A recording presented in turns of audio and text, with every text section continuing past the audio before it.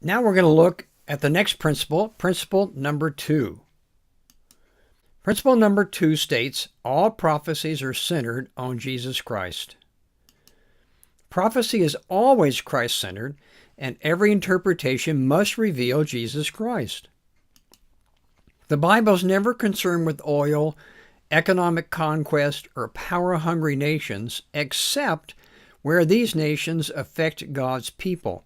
In the prophetic books, nations such as China, which was already a powerful nation in existence during the Old Testament era, are not mentioned because they had nothing to do with God's people.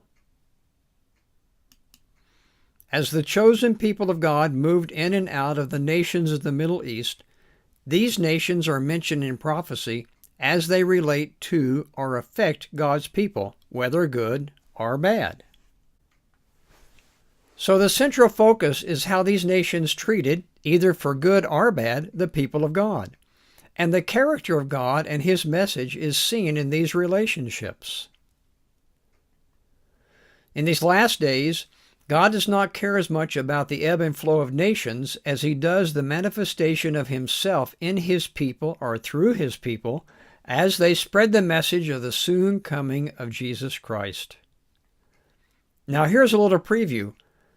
The Battle of Armageddon is not a literal battle over who controls the oil in the world or who controls Jerusalem.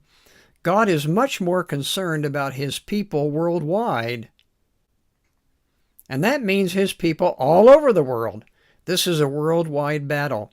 Thus, the big picture that many miss is how Jesus centers in the lives of His people. His focus is on them and not the other side issues of the world. We will study that subject of the final battle of Armageddon much more in depth in a later video. So don't get discouraged. It is too involved right now to tackle.